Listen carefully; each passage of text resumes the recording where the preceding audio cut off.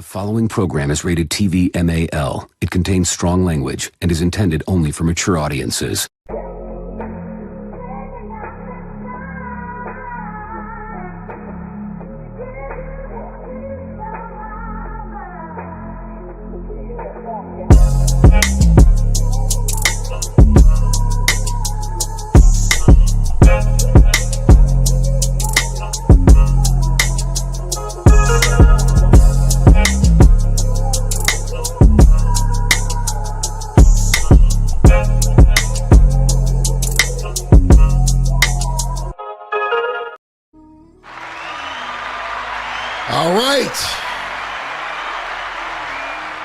Ladies and gentlemen, welcome back to another episode of Up to Speed with Tripp Simpson, featuring Kirk Keys.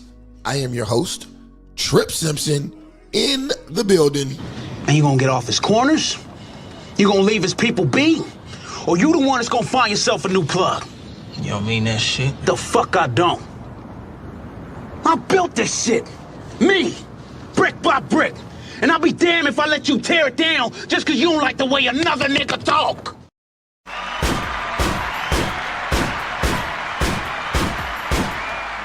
And we got Kirk Keys back in the building. Let's go. Are you crying? No. Are you crying? Are you crying? There's no crying. There's no crying in baseball.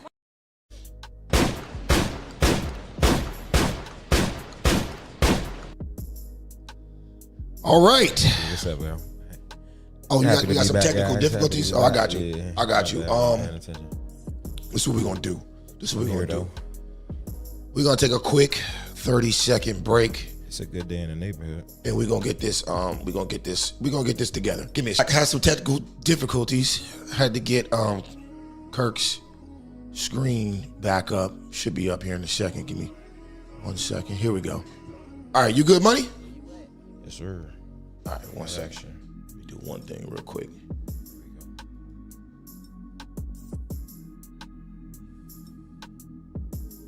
Looking like something.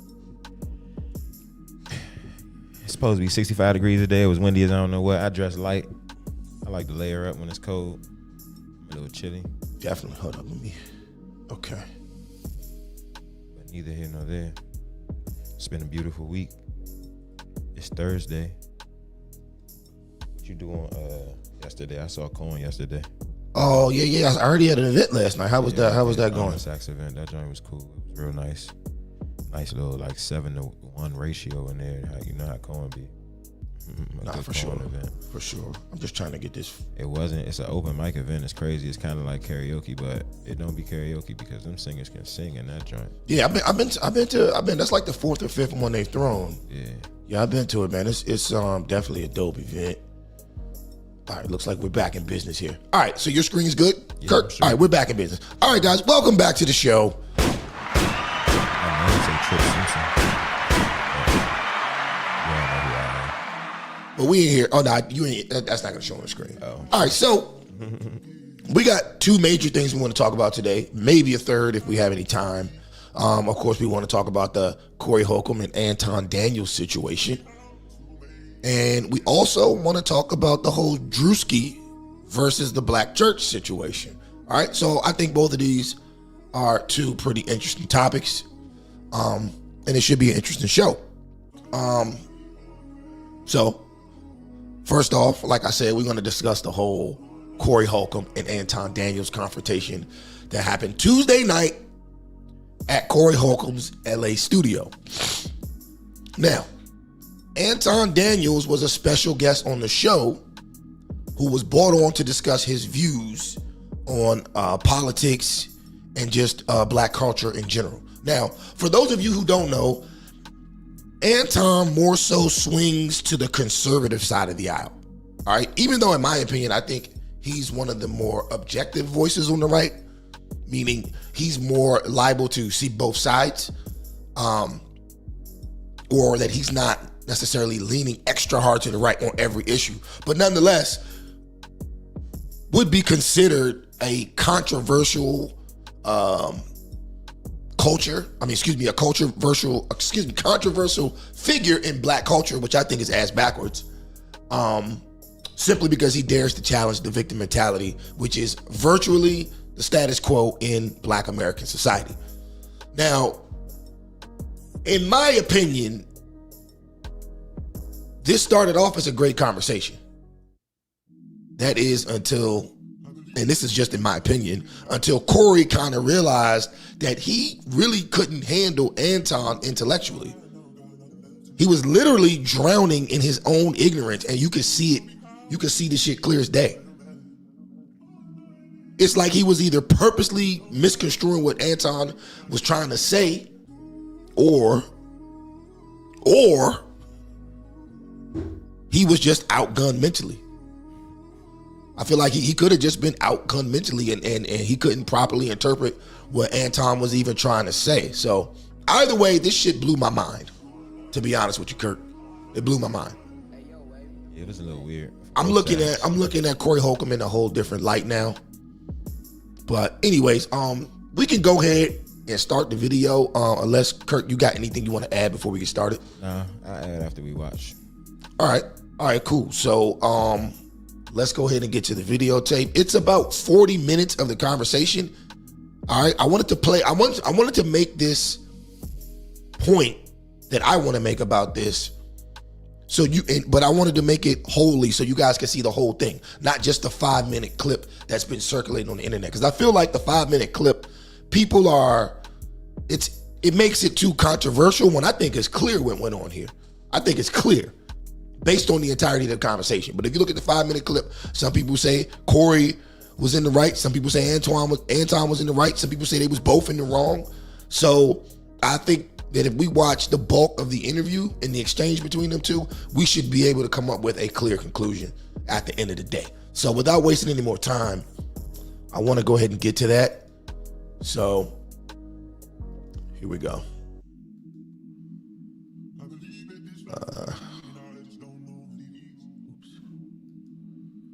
Okay. All right, let's get it.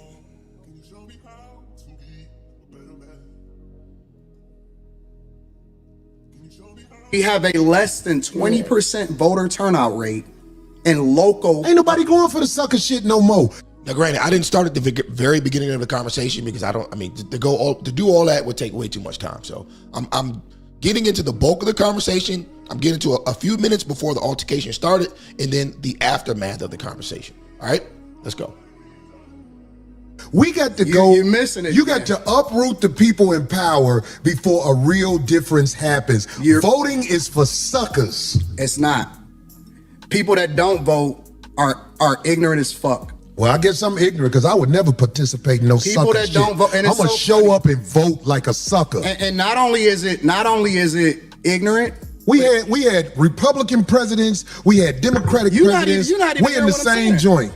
I'm talking about locally. You talking about national. I don't give a fuck if it's local. It matters. If you vote, absolutely matters. That means you in line. No, if you vote first, the first thing that it means is that you respect your ancestors that died for your right to be able to do it. Your ancestors it's so funny to didn't do it like this. Because people went to war when the government tried to overthrow the people and the power of the people. It was wars. There hasn't been. See, I gotta stop right there. Like off the break, what is this nigga even talking about, bro? The man said voting locally.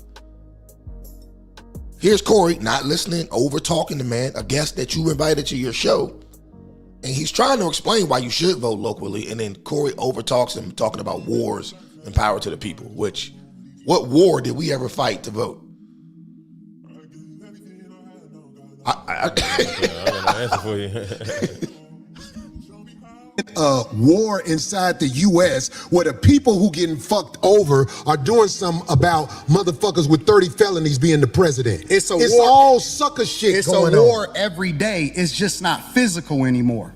Well, that's the problem. We need physical wars. No, it's not. Until motherfuckers ready to jump it off. It's not. We gonna always be talking. Gotta stop him right there again. This is the intellectually, man, they just don't add up. Because Corey is talking about a revolution, a physical war that he's not even willing to fight. And Anton is talking about voting and getting yourself right mentally. But Corey Holcomb is jumping off the bridge talking about, this is why you got to watch these pro-black talking heads. Because they're going to lead you to crash out for some shit that they ain't even willing to do. For all intents and purposes, Corey Holcomb is a wealthy man. He may not be extremely rich, but for the most part, he can probably do whatever he wants to do. But he's going to tell you, the common person, that you need to go out and crash out against. It's not even clear of who he wants you to crash out against, but he wants you to go and crash out. But the whole time, the same system he wants you to crash out against, he succeeded in. It's crazy.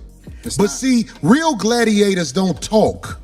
Real gladiators make it happen. And the gladiators, I ain't gonna lie, we are under control right now. We haven't rose up and did what needs to be done. Who are you under control by? It ain't, you. I mean, I can't even get through 1 minute of this nigga talking without stopping because it's so ridiculous. He refers to himself as a gladiator, and then he says real gladiators don't talk, but you talk for a living. Go ahead, Kurt. Who does he say he's controlled by? I was interested to see what he was about to say. I'll show you now. Under control by the people who will motherfucking blow this motherfucker up.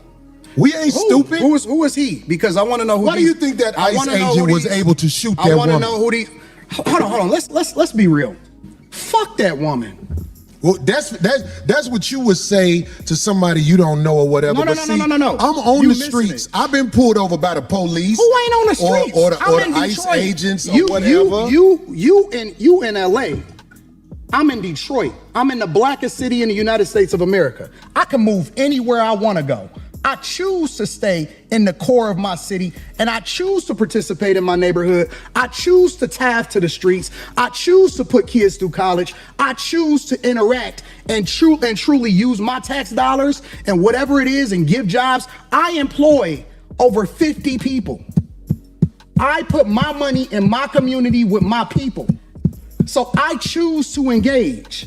So when we talking about being in the streets, that don't count to me. I don't hear that's that what shit. should count. I don't hear that shit. Because out there in the streets where the people live that you helping, they could get pulled over and shot by a cop, and an investigation will be said. But here's the truth. All right, I gotta stop him right there. Now, you see how he keeps moving the goalposts. Every time he asks Anton a question, Anton starts talking. Then he talks over him and moves the goalposts. So we go from why it's not important to vote to a revolution against the white man, I'm guessing, to who controls you, to what are you going to do if you get shot by the police? They're killing innocent black people everywhere. He didn't necessarily say that, but that's pretty much what he's alluding to. And first of all, again, I don't understand. He was just trying to be against him no matter what it seemed like. Right, but then they bring up points that could be easily shot down. Like, you mean to tell me, if you live in the hood, let's say you live in the hood in Chicago, right, where Corey Holcomb is from. You mean to tell me you're more worried about the police pulling you over and shooting you than you are getting shot by another nigga?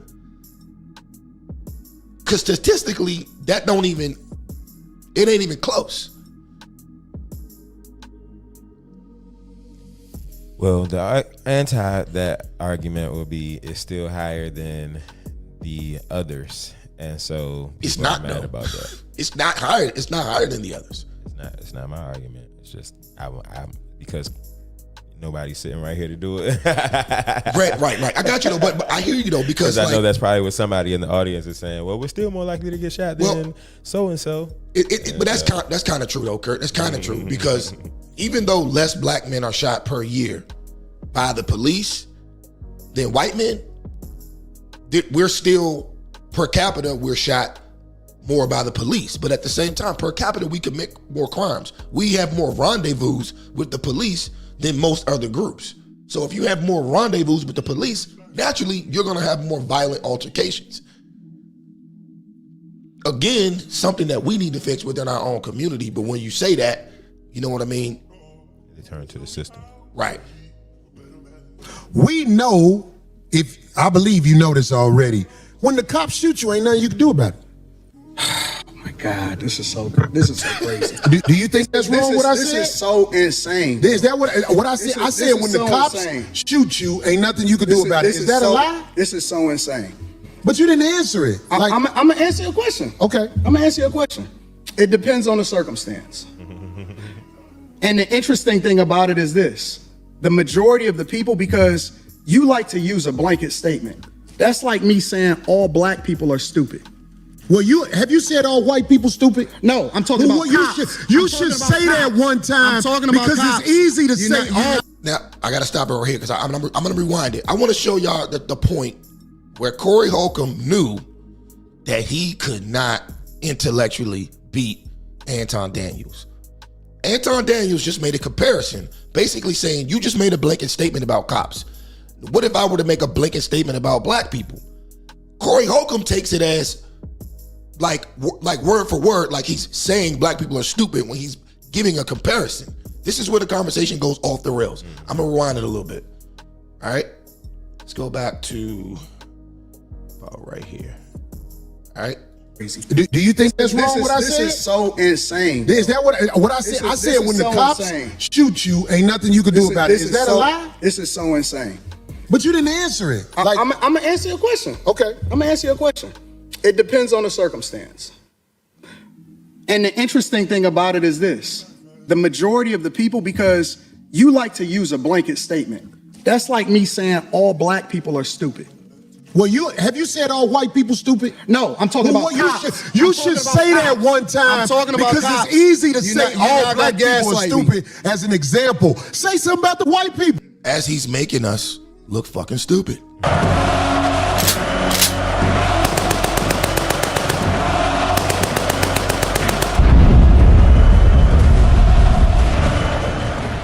As he's making us look stupid, because you don't understand the difference between a declarative statement and a metaphoric statement. You don't understand the difference. No. You're not. I don't think you got people all the time. I think his argument, even though he didn't say it, in the way that it would have made sense, is why not use the example instead of what if I said all black people are stupid? What if I said all white people are stupid? Even just as the example. Yeah, that wasn't a statement that he's declaring. He was just making a metaphor to compare it, but he could have used white people as an example, and he's saying you never use white people as a negative in your examples, basically, is what he's implying. I don't know because I don't know his content well enough, but I think that's what his implication is here. Well, I would say even to Anton's point though, okay, you just made a blanket statement. You said something about all police. What do you do if you get shot by the police? There's nothing you can do, right? So, what if I said all black people are stupid?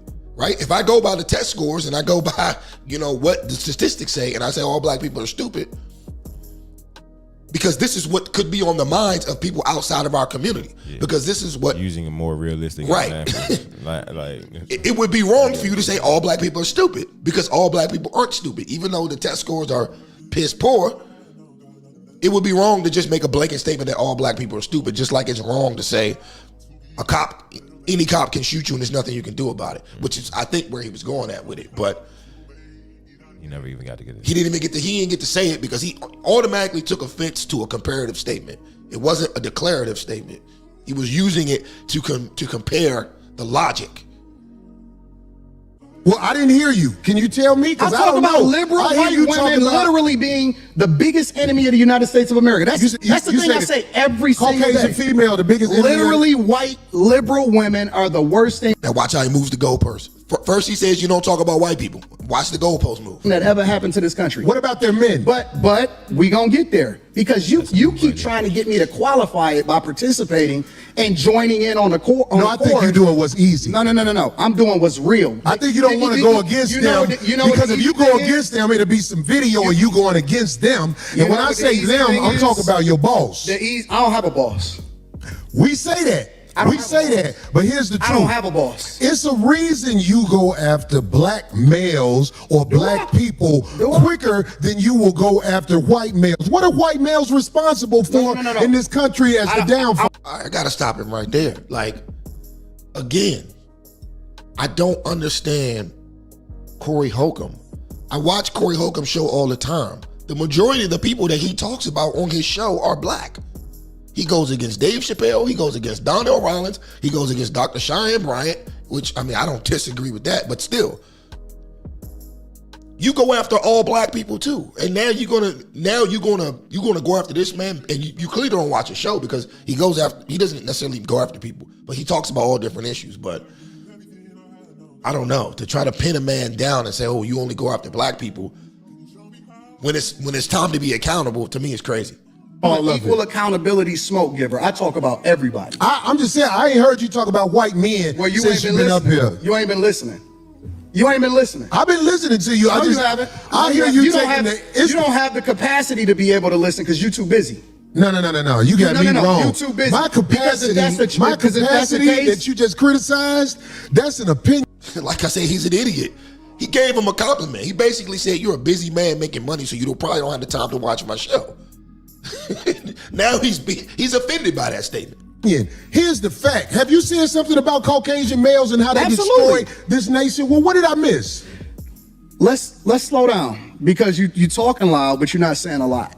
No, you talking loud, and you still talking around. What did the Caucasian male do to America to bring it down? I'm not getting into that. You dancing around it, and that's why I lose respect for you when you start dancing and kissing Caucasian males' ass. That's when I lose respect for you, when you start dancing around and kissing Caucasian males' ass. Don't do that in front of me because I'm not an ass kisser of nobody. Yes, you are. You suck the dick of black people right now. You doing the easy shit. What you called me ass. And look, he used the same literal basic metaphor, just changed the words around and called it to him. And he's gonna lose his shit over it. Dude, let me tell you what you do. Nah, homie, let me tell you something, homie. I don't tell you. I don't suck dick. Yeah, you do. Yeah, you do. So fix you doing it right now. I don't suck dick. You doing it right now. Homie, believe me when I tell you. I don't do that. I don't do that. Listen. So don't come at me with no dick sucking shit. I'm gonna give you the same energy you give me. Let's switch seats. I'm with homie. I don't do no. Look at this shit, man. You literally said he kisses the white man's ass. He returns the energy to you and says you're basically doing the same thing with black people. He uses some different choice words, but you get the point. He's not literally calling him a dick sucker. He's saying that you say I pander to white people. I say you pander to black people. And now he wants to fight. And I want to put this on pause real quick. Because a lot of people had a lot of shit to say about the point I made last episode. The point I made last episode about black men being too emotional and the fact that we're inept socially, culturally, and and I can't remember what the last one was. But everybody said I'm crazy, right? But you got probably 60% of black men on board with Corey Holcomb's behavior. And it goes to my point. I'm gonna play this shit again for y'all, actually. Shameless self-promotion, I know. Share this tab, okay. All right, this is what I said last week. As far as this Aiden Ross, Doechii, and Glasses Malone and all this shit goes, I mean, this is just an example of the deeper issue we have in the black community. Black men are unfortunately just inept. We're inept culturally, we're inept socially, and to a certain degree, we're inept intellectually in the greater American society for one simple reason: matriarchy. This community is dominated by women. the households are headed, for the most part, by women. And it's to the point now where black men subconsciously respond to conflict and other problems exactly like a woman would do. And I'll just leave it right there.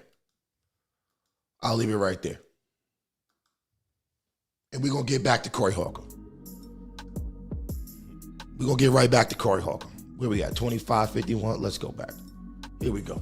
What did the Caucasian male do to America to bring it down? I'm not getting into that. You dancing around it. And that's why I lose respect for you when you start dancing and kissing Caucasian males' ass. But I don't. Don't do that in front of me because I'm not an ass kisser of nobody. Yes, you are. You suck the dick of black people right now.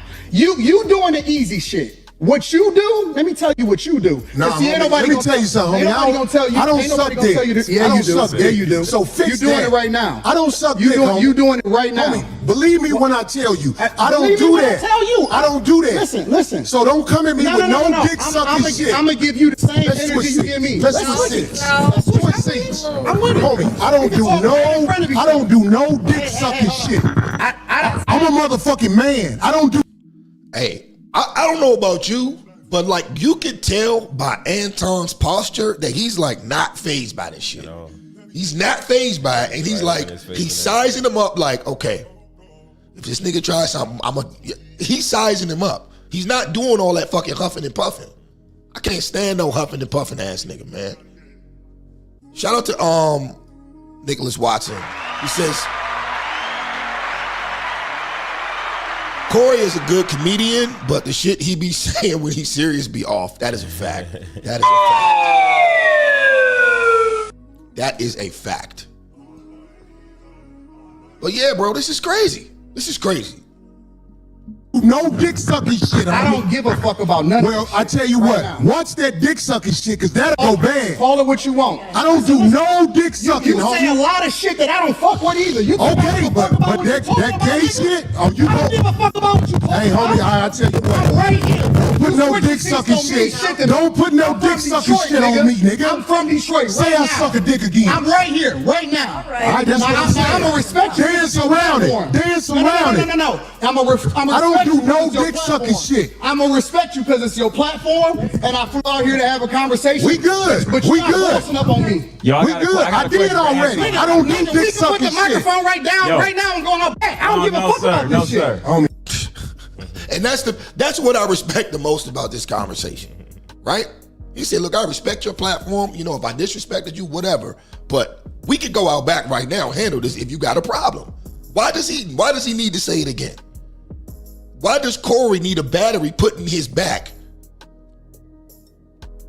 to act on what he already said 3-4 times already? You need me to say it again so you can do what? So you can sucker punch me? So you can fake sucker punch me to try to fake sun me? Like, you know what I'm saying? Like, that's crazy. Like, and here's one thing I've heard a lot of people say too. One person told me today on Facebook, they said, well, Anton knew what he was doing because as soon as Corey would have hit him, he would have sued. All right, first and foremost, I wouldn't blame him if he did do that because I would sue the shit out of Corey Holcomb. But here's the thing. These niggas are talking like Anton is the small fish here. Anton's YouTube platform, right, just the Anton Daniels channel, is 3 times bigger than Corey Holcomb's channel. Anton has 1.3 million subscribers on one of his channels. The channel that he goes live from every day and does the Millionaire Morning Show has just as many subscribers as Corey Holcomb's 5150 show. So, I mean, Anton has the bigger platform here. If Anton gets in a fight live on YouTube, he's the one that has to face the bigger consequences because he makes more money on YouTube. If you get in a fight on a YouTube stream or do something inappropriate on a YouTube stream, you can get banned. Yeah. So if I'm Anton, okay, fine. You want to do this? Let's step out back. What? You want to do this on screen for the internet or you want to really handle your gripes out back? And if you let it play a little bit, he says that too.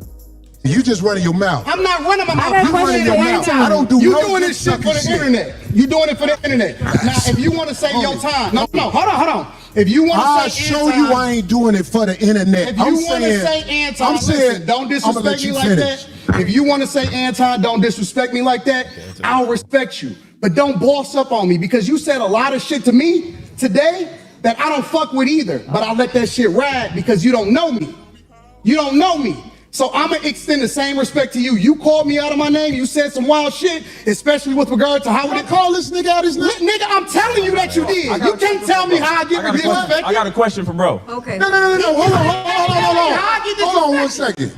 Hold on. We just getting loud. I ain't gonna get loud. Then don't switch As he's been loud the whole fucking show. This is crazy, bro. seats. No, this because my I take- show. That's This cool. my show. That's cool, but I take that shit as a threat. Okay, well, it is a threat if you calling me dick sucking. I don't dick suck, my nigga.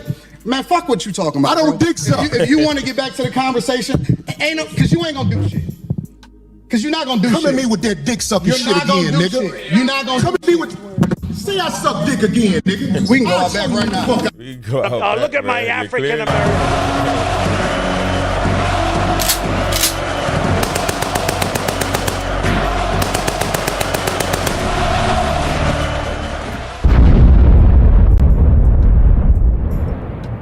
For all those people who keep saying Corey Holcomb won this exchange, the man got it. He said, well, he didn't say it again. He said, okay, we can go out back right now. Right now. Like, I don't gotta say nothing again to feel no type of way about you. If you want to do it, we can do it. Let's If you go don't right wanna now. Do it, we can talk, but let's get over that part. Right. Because first of all, I'm with Anton. You're not gonna make me say something. I already said it. Exactly. So I gotta say it because you trying to make me say it? Nah. If you got a problem, let's go right now. We can go out back right now. I'm with it. I bet you won't say that shit. And he threw his mic on the floor. Go out back right now. I got money for all this. Whatever. I got money too. Don't nobody give a fuck about this shit. Hey, No, it's just not respect. I ain't falling for that. I ain't falling. Don't leave. Get out. Now he not falling for it. Now he not about to get tricked off the streets. Come on, bro.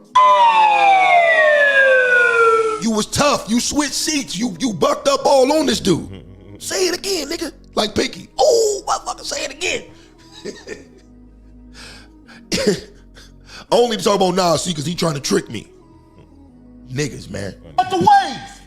Don't get in the way of two niggas. Let me tell you something, homie. I ain't got to go out back right now because we got to go out back to lead this motherfucker. But I'm saying that dick sucking shit, watch that. That's all I'm saying. And if I don't say it how you like If you want to get back to the conversation, we can get back to the conversation. But just know, I'm not listening to none of that shit, bro. Nigga. I'm not listening to none of that shit. If you want to get back to the conversation, we can get back to the conversation. Long as you know. Bro, you not Because that ain't you not that tough. This is when the show cuts off. Right? It's gonna pick back up. But you see how that cut off. Like, it's no world where you gonna tell me Anton was scared or back down from this nigga. He carried him, he said, let's go fight. And then once Anton realized, okay, this nigga don't want to fight, it's a whole different tone the rest of the show, and we're gonna get to that. What you got, Kurt? I mean, that was just wild. It's crazy that it even had to get to that, but that's exactly what you talked about last week. And it's funny to me because last week people saw that clip. I told you we're gonna start promoting these clips more on my page too. So somebody saw that clip, they unfollowed me at the end when it was all said and done. But they were mad about the clip because we were going on. It wasn't even the clip that you just played. First, it was the Beyonce and Taylor Swift conversation. That was the clip that they got mad at, saying that we were disrespecting black women or whatever. But even though you were just being honest, saying that we hear their crowd, Beyonce's crowd, more because the women that follow her and support her are just louder groups of women, which is an accurate assessment in my personal opinion. So that led to her saying that, yeah, we'll talk about black women, but we're not going to talk about black men. I was like, if you actually saw the whole episode, the episode was about black men and how they're reactive to black women and like black women rather than thinking logically and not just reacting off emotion. And so I jokingly had my reaction and response, which, I mean, it was kind of serious too. There's certain things we should crash out about, and I think we don't, and I stand by that. But the very next day, or actually it had already happened, I think that day, we just didn't talk about it, but the very next day a video came out where you can see an altercation between men where one man caused 3 men to be killed. Yeah. And you talking about the Irving's banquet? Yeah, exactly. Yeah. And you hear in the background of that altercation a bunch of women hyping up the situation, telling these men to do something to the other men. And so this is an exact example of what we were talking about, of how men are reacting in emotional situations in ways that they shouldn't, and it can lead to life being lost at the end of the day. And so it's easy to just have a conversation, have a nice little some words, tell people where you stand, call it a day. Like, it's that easy, bro. I can have a conversation with anybody and talk about anything, and it's not going to go to blows. It might even get like escalated and loud, but I can give you a very example. Just the other day, my man Marlon's birthday. So when I typically go out, there's going to be women in the room that it might look like there's something going on with us, whatever the case may be, just off the way that they introduce me to their friends. And this happened. This woman was out with us. She not even with us. She was out with her friends, and she knows us. And so she introduced me to them. And all the rest of that night, she like dancing with this dude, all this and that. The stage is in front of me right here. We're facing the exit, the back door. All throughout the night, this dude is at this table beside us, keep eyeing me, eyeballing me. It got annoying after a while, and I said, hey, bro, I don't know what you doing. I don't know why you doing it, but it's getting annoying at this point, bro. I don't know. Can you stop looking at me? Like, just get out my face. Keep doing everything you're doing. Enjoy yourself. Have fun, but don't look at me like that no more, bro. Like, it's getting... And he started stumbling over his words, fumbling over his words. I don't know if he was, like, just surprised that I even said something to him about it, but it was the two of them, the girls, him, and his cousin. And at the time, I hadn't even noticed, but his cousin wasn't even right there no more. And so he said something like, oh, my bad, these are my cousin friends or something like that, whatever. I said, bro, I don't care who it is. It don't matter to me. I'm really just talking to you. Like, I don't want you eyeballing me the way you've been eyeballing me all night. I don't know why you doing it. I'm just asking you, like, what's up? Like, what's going on? And so... it stopped. The exchange was over for a second, and then his cousin came back. And when his cousin come back, all of a sudden I see him approaching me like trying to be held back and all types of stuff. And I was just sitting down chilling, and I'm like, bro, what's going on? All of a sudden, I'm like, your cousin come back, and now you turning up all crazy, but you weren't turned up like that a second ago. It's not even about nothing. We don't got to fight. I wasn't trying to fight you. I just said, don't look at me like that no more. If you don't, then we don't have a problem for the rest of the night. What the hell was he looking at you for anyway? I don't know, but I think it was just because he was trying to holler at the youngin', and he felt like she was giving me some energy, but she wasn't. She was with him the whole night, and it was literally as she dancing with him, whatever she doing with him, he's just looking at me, and I'm facing the stage, looking at the stage, trying to see the party. It was a new impression show. I ain't gonna hold you though. It was a good time, a grand time. That's her other fault, than though. that little part, I'm that's sure. Her fault because why you gonna hype the way you hype the introduction to that other girl, the friend? That was really probably what triggered it and what did it, but. Cause I'm with you. All I did was get introduced and then party with my friends, and I keep getting eyeballed by this random dude. He just got a lot. He just got a lack of. It was a crazy day, but that's my point. Is I didn't even match that energy once he got turned and all of that, because it's not necessary. Even if I did semi-start this because I did approach him, but words needed to be had because I was also feeling uncomfortable because this man's eyeballing me all night. Like, I don't understand A, how men move, and B, like, people know what's up and when something's going on, and that's why he reacted the way he did in the beginning. And once his cousin came back, but the half the whole show was with us. It wasn't about to be about nothing. It was a good little time, but it was just... He about to crash out. Yeah, he about over to crash a out. That's an example of crashing out, because if I would have responded the way the energy that he wanted to respond once his cousin came back, who knows how that would have went. Gotta chill. Thanks Just God. have a conversation. You gotta keep a cooler head instead of getting hyped. He couldn't even really say no words. He mumbled over his words in the beginning, and then he tried to fight me on the back end. Like, just chill. Yeah, bro. once his people's got around. It's not that serious. I hear you though. Let's get back to this. Let's look at the second half of this. Yeah. This is after the qualification for these men. Oh yeah. Because before I got unfollowed, it said we always got words for women, but we ain't had no words for no men. So I'm just making sure we had words for the men today. Get y'all minds right, man. we got words for them every day. I know. It don't matter. I just had to make sure it was clear this time. That's a fact. All right, so this is the aftermath of the altercation. Fucking dick no more, everything straight. For sure. I got a question for bro though. And I'm gonna respect him on that. Yes, sir. He said what he said, so I'm gonna respect him on that. Yes, sir. So question, given that black people are on the Democratic plantation, what do you say about the use of Christianity to make slaves out of black people? In what, today's time or historically? No, sir. Historically. Yeah, absolutely. It was used in a negative way, but anything can be used in a positive or negative way. You can weaponize literally anything. Corporate America, for example. You can use the internet in order to push out propaganda, or you can use it to communicate effectively with the people. You can use money to manipulate people, or you can use it to help people. And so you can't just say that Christianity itself is used. The Quran is used in a negative way in order to control people. Absolutely. So it depends on the person, and that's why we evaluate the person based off of their fruits instead of evaluating them based off of Christianity itself. Because everybody that calls himself a Christian is not a Christian. 100%. So I agree that the teachings of Jesus are pure. However, in the hands of Caucasian white males, that's not true, because I know some good Caucasian the teachings white men. of Jesus, and I know some bad Caucasian white men. Okay, right, so correct. look, check this out. This is what Let's keep everything respectful. Listen. Bro, I just to a point with that, like even that question, right? When are we going to get to the point where one, we realize that salvation comes from within. Improvement starts with you. And number two, let's just say everything he accused white men of with Christianity is correct, right? When are we going to get to the point where we understand that nobody gives a fuck?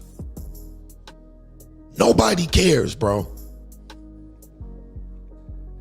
Europeans use Christendom to conquer the world. And I'll be the first to say it. Thank God they did. Because Christendom has tamed all of you fucking savages throughout the goddamn world, where now we have at least some type of world order, especially here in America, where for the most part it's safe. You niggas keep crying about Christianity. What the hell was you doing in Africa? You know what you was doing in Africa? You were ducking the rival, bigger, stronger tribe from raping, stealing, and killing you on a regular basis. That's why when the Englishmen came over here and needed more slaves, they went to your village and took you. Because you lived in a constant state of fear, and it had nothing to do with Christianity. Half of you niggas wake up every day and get free money from the Christians that you claim did you so fucking wrong. You wouldn't be able to buy a bag of Doritos without these same white people that hand you your food stamps. You think you was getting food stamps in Africa? You niggas are crazy, bro. Take your ass back to Africa and go practice your natural religion. I'll be over here praying to Jesus Christ in the AC, eating crab legs and drinking Heinekens.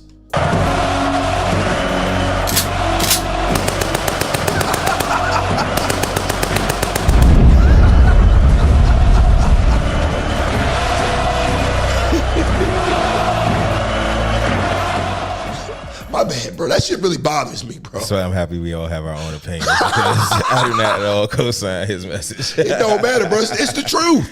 Yeah, nah, I do. I respect it more than the people that sit and complain about it, stuff all day. Like, you got to do something about it. But I mean, historically, you did also have the Moors, who are black, and they were solid. And some of them were black. Some of them. Yeah, either way. So, point is though, before I go too far, you also have this white Christian nationalism that is fake Christianity, because it's just propaganda for supporting a police state and just acting like we're supposed to just be out here shooting people and women in the face for blocking traffic, and B, and she wasn't even blocking traffic. That's crazy too, but neither here nor there. Oh, we can get into the ice later if we got time. I could care. Honestly, she asked for that. Yeah, man, no, because there's other video too. They perpetuated a video that makes it look like she asked for that. She waved that car before her passed, and she was waving that car that stopped past too, and they just chose to stop. Bro, so what are you doing? I know she was doing. What are you doing trying to impede? But none of that matters. It don't lead to a shooting. We're going to stick to this. We'll get to ice. Exactly. That's we'll get to ice. The fact that can be defended by a bunch of Christians is like, what it sounds like is, and I've seen a post, and this is one of my favorite posts this week. It says, if Jesus is on the cross, the white Christian nationalists would be like, well, did he break the law? Or could he have not broken the law? Or whatever the case may be. Like, that's what they're going to do rather than actually just being like, we shouldn't be out here shooting people for reasons less than an actual crime. I think that's an unfair comparison because commit an actual crime. No. I think that's an unfair comparison because this woman isn't Jesus, but at the end of the day, but you're talking about if we're living by the situation, laws and principles. If you're talking about a situation where a woman went out of her way to impede a necessary law enforcement, a federal law enforcement operation, okay?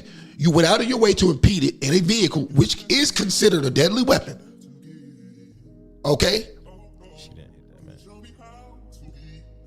You went out of your way to do this in a vehicle that could be considered a deadly weapon. You put yourself in this position, and that's the problem with a lot of these entitled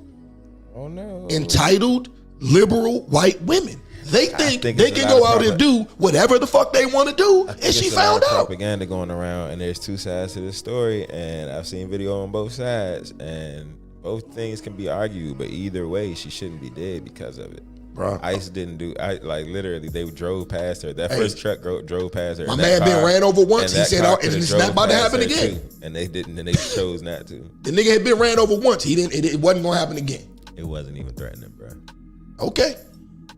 But guess what? If you wasn't there in the first place, it wouldn't have happened at all. Hey, look at that. Christianity. Just like George Floyd. Drink your beers. Just like George Floyd. Drink your Heinies and go if your dumbass wasn't there, if your dumbass wasn't there on drugs with counterfeit money, being an idiot, you still be alive today. At least George Floyd was high on drugs. This bitch was sober. It's not wrong. I feel you. But she shouldn't be dead either. Doesn't mean a hill of beans to me, but let's continue this. This is what I'm saying. The reason I don't have a lot of people up here at the show is because I know a lot of people aren't initiated when it comes to talking to men of a certain mind state. And I don't believe you knew what you was doing when you said something about dick sucking, brother. I can't. See, they tried to move on the conversation. He can't let it go. He can't let it go. He's so dumb. He doesn't even realize he wasn't called a dick sucker. I apologize. Okay. Hey, bro, I appreciate that. I apologize. I appreciate that because this ain't no show. The last thing I want to do is get into it with you physically. But I have a switch. I do too. When I'm a man, just like I respect your switch. I respect your switch. You too. Okay, good. I'm glad, brother. We good. It ain't no fake shit right here. Absolutely, I'm with it. We straight. I respect your switch, brother. And I'm saying, like, a lot of people. That might have been the fakest handshake I ever seen in my life, bro. That might have been the fakest handshake I've ever seen. People don't know the way I was brought up. You can't step to men like that. So I'm not checking you. I'm just trying to let you know we good. That when we talk to each other a certain way, like if dick sucking is brought up, that's just like motherfucking pissing on my shoes. So I'm saying, like, I could get back straight. I could get back straight. When I shook your hand, it wasn't phony. Listen, I get into it with my homies. I get into it with my brothers. I don't have no sisters. I got three brothers, and we scrap it out. I scrap with my nephews. It is what it is, and then we shake hands and we keep it moving. Once we have a disagreement and we get it out of our system. So if we good, then we good. I'm good.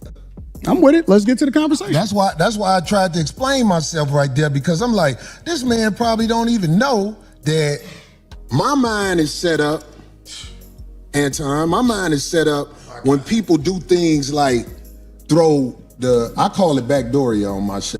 Mm-hmm. When people throw that at you, it's a set off. And I'm saying, like, I ain't trying to get set off. I think I'm a lot more than. What you say? I be wondering if these people be drinking when they be on He's got to be drunk, like, bro. He got to be drunk, because that's why he keep reverting back to the situation. I mean, to the conversation. And Cam Newton hosting his joint. He had to been drunk talking to Lady London, bro. Yeah. Had to be. Ain't no way he wasn't on something talking to her and just, like, losing what he was trying to say or losing his mind. Or, I mean, he's also just not that smart, intelligent as well. Football player, CTE, all of that. That's the reason why I stopped drinking on this show, man. Yeah, because you don't know what you're saying. Like, by the end of the show, I'd be gone just talking crazy. The hell with that. Yeah, man. They had to be something. Somebody with name calling to get at me, but I'm saying like, but see, I don't believe you, Corey. I don't believe you, bro. Okay. And let me tell you why I don't believe you. Because you do the same shit that you feel offended by. Really? You do, absolutely. Give me an example. You just did it. You said a lot of shit to me that I don't necessarily care about. I ain't said nothing about dick sucking. You pick and choose what's disrespectful because you applying it to you. It's other people out there that don't take that shit. Okay, well, I'm glad you said that. So listen to me, Anton. But hold on. Let me say this last part. Land. But I get it because you don't know me and I don't know you. So you don't know what I look at as disrespectful. And so as a result, I just let that shit ride. The only thing that ever triggers me is it, and this is why I like to do shows in person. I told you before the show, I said I don't do no more live streams with people that I don't know. Did I not say that? Because I want to see and look in their eyes and see what's really happening, right? And the reason that is because the only thing that set me off is if somebody make it seem like they ready to do something. Then I'm like, okay, well, it's all hands up. Fuck the conversation. Well, how about this? People may be ready to do something for whatever reason. They want to be ready to do something. But what I'm saying to you is, you know, in this world, they are trying to normalize. All right, let me hold it right there. They literally just got into almost a fight. They cut the cameras, probably had a conversation about it, probably dapped it up behind the scenes. Let's go back out and finish the show. This is why I think you're right. He's got to be drunk because he keeps talking about the shit. They trying to talk about a whole different topic and he just keeps talking about it. And it's like, and he's the drunk one and he's the sober one. He's the sober guy sitting there trying to explain himself. With this shit. Like, Yeah. I wish we could move on. I don't even want to address it anymore. Like, we already done squashed it and you want to keep bringing it up. Let's go. Men in dresses. They trying to normalize a woman wearing a thong in front of a church gathering or whatever. Right. And you know what I'm saying? I could handle whatever is happening out there, but I'm saying like I'm still standing on this. I'm standing on this. If a man walking up to me with some homosexual talk, like I could take, I said this before, I could take a meeting at a brother like Tyler Perry's house because I know what's gonna happen if it go bad. The house gonna get tore up. I ain't saying that to act like I'm tough. I'm just saying, I feel you. There's certain things that we as men cannot say to each other without clashing. And it is my opinion with niggas that I know and where I'm from, if I say to one of my homies, man, suck a dick, everybody will get quiet that we know. And they'll be like, what is that? What is that? Because it's like, that's their homosexual talk. So what I'm saying is, you know what I'm saying? If it's one way to get a brother. I'm gonna tell you right now, Corey Holcomb could not work at the fire department. He would get fired day one. If he can't handle an SMD joke, he's gonna get fired day one. He's gonna get fired day one. And just to give some commentary here, black men, take note.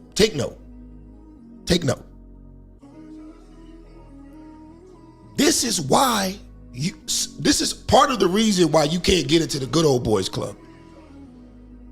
You too emotional. You too emotional. The niggas were, well, I gotta work twice as hard to get with the. Well, I mean, we gotta know that you ain't acting like this. It's niggas like this that make us have to work twice as hard because of the stereotypes. Niggas can't take a joke. They're lazy. They don't want to come to work on time. Listen, you know what I mean? Like, it is true. Niggas can't take a joke.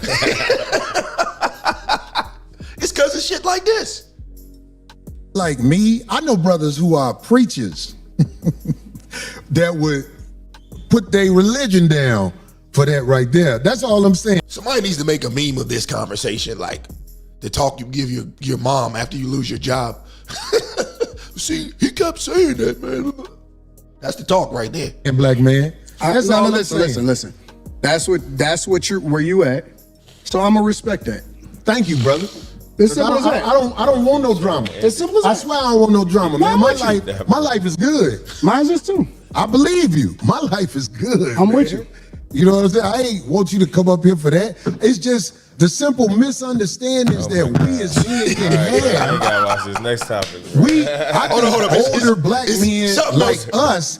There's something else that he did that I gotta show y'all. Hold on, let me see if I can skip to it. Because I'm tired of hearing. I want to get to this Bama shit he did. Hold up. Let me see if I can find it. Give me a second. Okay, so listen to me. Manhood is all we got left. You really got to understand this. Just give me a second to land on this. I'm with you. I'm listening. If we, I hope I didn't skip the part, but there was a part in here where he called him out. He was like, well, he asked Anton, give me an example of where I've ever backed down from somebody, blah, blah, blah, blah, blah. And he said Dave Chappelle. He called him.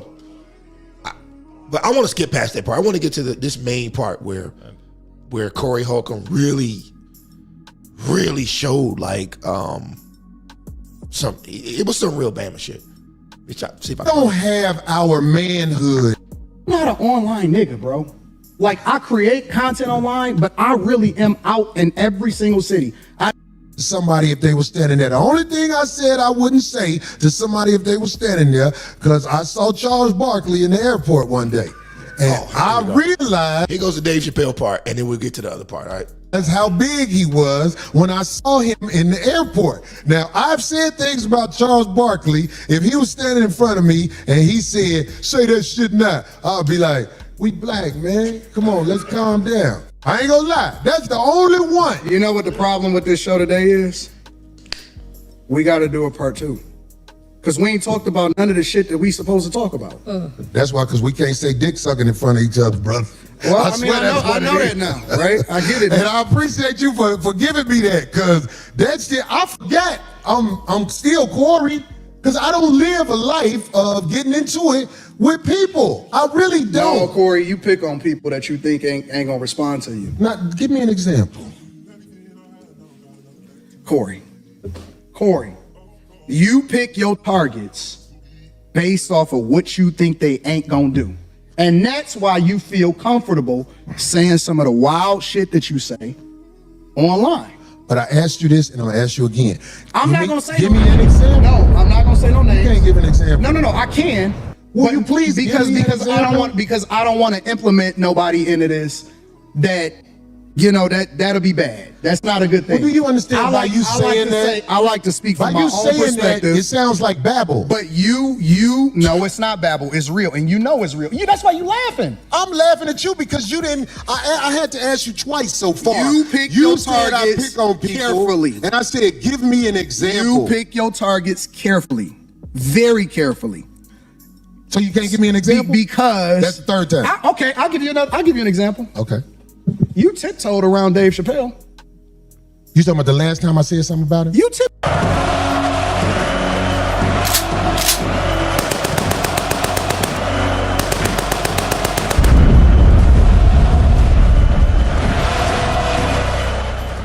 He most certainly did tiptoe around Dave Chappelle. Tiptoed around Dave. I'll give you that. You tiptoed like a ballerina. But now I'm gonna give you that. No. What did I tiptoe about? You would not have did that shit on a regular motherfucker. You know that Dave Chappelle's last Netflix special was not it. And I tiptoed around it. And now I told your ass, if you want something slow and green, you better get you a turtle, ho. You tiptoed around it because you didn't want the smoke. I did. Overall. And so you pick and choose your targets carefully. You say I didn't want the smoke. No, because you didn't want the you didn't want the backlash. Okay, but look, let me say this because you brought it up. I did tiptoe around how I really feel with the last special, because I'm not gonna lie. It's everything that I said the time before when I spoke about him. Hot trash. No jokes. In the future, when people watch it, they don't know him like we know him. I mean, he literally just proved Anton's point. He literally just proved it. I mean, if you guys want to listen to the babble that he's about to, because we already an hour into the show, I want to get to this other part, and then we can move on from Corey Holcomb. Give me a second. Let anybody around me. If you around me and dudes ain't been paid, I'm trying to get away from you because I don't know you. Why do you care about that? Why is that meaningful to you? No, it's not that I care. Here we go. So I'm saying, like, That might be a prejudice that I have. I can admit. If a woman... But in my case, too... Okay. All right, let me give y'all some context of what's about to go down right here. And then we're going to close this Corey Holcomb shit out. All right, so... I think it's fair to say that debate-wise, I don't think that Corey Holcomb could match well with Anton Daniels, right? So in a last-ditch effort to try and, I guess, subliminally threaten Anton Daniels, he starts making innuendos about Anton being with a chick that was in the room, right? But he didn't outright say it at first. So Anton bought this chick that be on his show. Her name is Mika, right? I think they might even mess around or whatever, but Anton's also married. But this just goes to show you the amount of research that he didn't do on his guests that he planned to argue with before the show. Because everybody knows Anton's wife doesn't give a shit about any of that. But I want you to watch the Bama shit he did and will ultimately do that will end out the show. Let's go. This is crazy. This is why being an idiot or just not as smart as another man and being emotional, I can forgive you for that. But this shit right here is a code 1 violation of the man code. Whenever I choose to speak up or challenge him on anything or tell him, look, I don't agree with that or what have you, I won't keep delving into it because I don't see the point, because I know at a certain point with men like you at your age, there's not going to be any change. So why? I don't even bother with it. I just, I might say, I don't like that. I don't agree with that. And then if they want to I'm not for it. I'm with you. That's it. I just don't like, I don't do that. I got way more important fish to fry in that. And I thought, I'm not going to change this man's mind on stuff, so I just don't even bother. That's it. But another thing about the ladies, since we talking about this, see, whenever I see a woman with a man, most of the time, if it ain't your wife, I already say to myself, what is this fuck shit? Why is this motherfucker in the streets with you? That's how I feel about life. So I'm saying, like, that might be a prejudice that I have. I can admit, if a woman is in the streets with a man, fuck is this? So now this nigga's against side bitches. Bro, you can't make this up. He's got, take this man, hit the showers, bro. You're drunk. You're drunk. Why? Why do you care about that? Why is that meaningful to you? No, it's not that I care at all, because it's not my business. You see this Bama shit? You see this Bama shit? This is a grade A Bama ass nigga. Anton's like, well, why do you care about that? Like, But I'm saying, like, if a man stepped to me with a woman and it ain't his wife, all I do is say to myself, you mean like checking you? Not checking me, brother. I'm saying, like, if a man has a woman with him, okay, and you know what I'm saying, it's not his wife, I don't know what the fuck that is, and I don't want nothing to do with it. That's all across the board as I've gotten older and wiser. Like, if a man got a woman with him and he say, hey, hold on, man, how you doing? This is my lady, so-and-so, so-and-so, it makes me say, okay, this is his lady. That's what that is. But I'm saying, like, if a man is in the streets with a woman, sitting next to a woman, and all like this, whatever, and this bitch ain't been explained, I'm like, hold on, what the fuck is this sucker shit? Especially if it's imposed in any way. That's what I'm saying, G. And I know you know what I'm talking about, because you ain't finna act like you ain't smart. You smart than a motherfucker. This is some grade A, just greaseball shit, bro. My bad to keep pausing it. I just gotta say that, bro. This is, I've lost total respect for this man off this. I don't know what you're talking about. Well, if somebody introduces you, if somebody took the time, I don't know what he's talking about. If somebody actually walks in and takes the time to introduce you to somebody, that's being imposed on. I'm like, uh-oh. There's people in the chat say, what is Corey talking about? All the uninitiated don't know what I'm talking about. I'm like, uninitiated. Don't introduce me, especially if I know that person. That's how I believe that. This is what I know. This is what I am. I I admit that I am a C student. In what? In life and everything. Okay. In school and everything. I'm a C student. So the way I like to do it is I like for people to break it down to me like a C student. Help me to understand like I'm barely graduating. Break it down to me like a little child. The way that you would talk to a child, talk to me. Right. That's why I like to do it. And it's easier for me to digest it. I like that you said that, but see, I'm at a stage of the game. I ain't got time to talk to kids. Why not? I don't got time to talk to kids. My kids grown, and I'm saying like if they ask me to go to the school and speak to the children, I would tell the children to do what's right, because I know that's what they're supposed to do. I'll be like, listen, do what's right. Whenever you get that feeling like you're doing something wrong, then do what's right, dog. You hear this shit, bro? This is crazy. You know, step back and do what's right. That's what I would tell kids. That way I would be able to speak from the heart. So you're one of those do what I say, not what I do? No. Let me tell you what my translation of that is. This is my translation of that. I don't want to substantiate my argument, or I don't want to break it down to where you'll actually understand it, because you may be able to break down what it is that I'm saying. So I choose to only speak in riddles, and I also want to speak in parables, because then I could say, well, if you don't know, you don't know, you don't get it. Now, I might get it. I might know exactly what you're talking about, but I might act like I don't know what you're talking about because I want you to substantiate your argument. So that's what I stand on. But that's why I say break it down to me like a C student, so that I can truly understand exactly what you're talking about, so that we all can understand it, because we all may need to learn something. Right. So that's look, what you said. Do, they teach, right? You said you go, but what you said in there, that was a key word. You act like you don't know, and I know you act like you don't know, brother. I have no idea. It's like he's threatening them, like, yeah, I'm fitting you know. I want to snitch on you, but yeah, but I ain't gonna snitch, because don't make me do it. But you know what I'm talking about, so just address it so that way I ain't gotta snitch, but I can still say what I said, and yeah, you can feel some type of way about it. And he's just like, nah, go ahead and snitch. Say what you want to say. Go ahead and be the snitch that we know you are. This nigga's a Bama. Watch this. You just said it. Believe me, you said it. Why is Phil laughing? Phil's silly. He said, really trying to, look, it was an intense moment. Shout out to my man, Devon Lassine. Coming through on Facebook, says this shit was crazy. Yes, it was. This was absolutely crazy, bro. I look at Corey Holcomb a whole different way, bro. Yeah, Anton, and we trying to make it where it is professional. We trying to make it where it ain't what everybody said might be or whatever the fuck. Because I ain't with all that.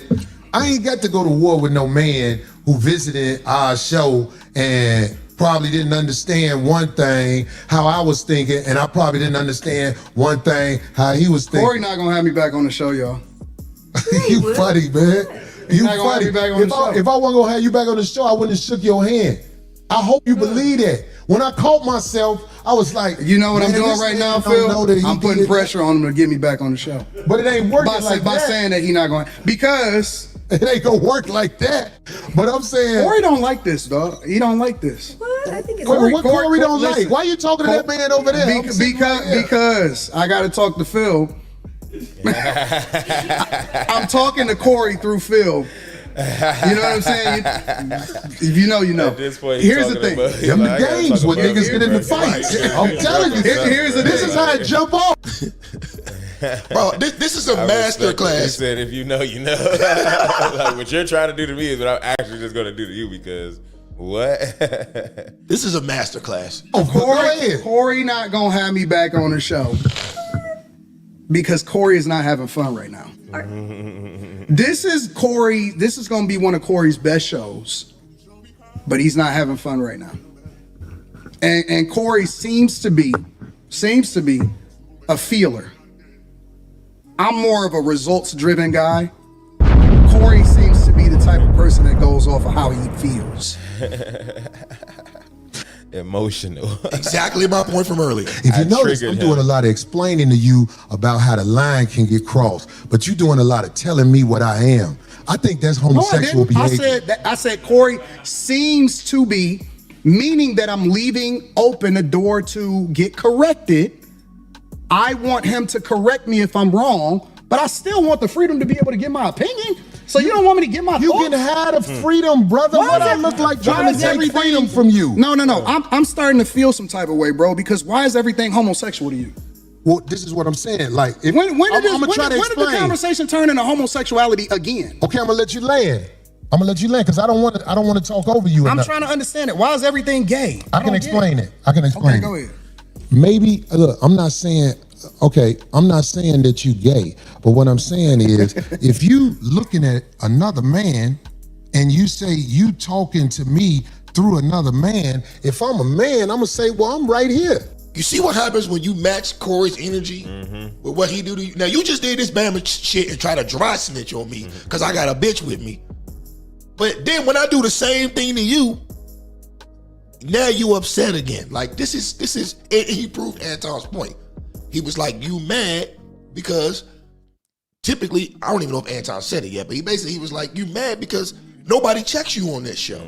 They just let you run wild. Yeah, but you're not getting it. You still talk about me. Homie, this is a gay conversation. It's not. When you talking to men who play in riddles and stuff like that, I'm telling you, You the one that's talking in riddles. This nigga literally just did that shit. Did that.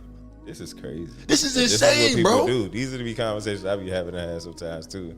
I just stopped. I wouldn't even kept this going. I would have But to you walk know, off on this joint, on this interview. It was brilliant by Anton though, because he played it well. he knew that Corey was gonna get him on the show to try to press him, and he mentally boxed him the whole time, bro. It wasn't even close. You ain't never been to jail, have you? Hell no, I ain't never been to jail. I could tell. I can tell. I hate how black people glorify jail, man. First you gay, okay, that didn't work. Now, you not tough enough. You ain't never been to jail, have you? Bruh, I'm telling you, bro. They need to do a motherfucking master thesis or some shit on the shit I said last week. 'Cause that shit is too true, bro. I could tell. You been to jail? Nope. Nope. So what the fuck that mean? I'm just saying, like, if you went to jail, they would have to start you over from scratch. What would they do to you? Why is jail a badge of honor to these niggas, dog?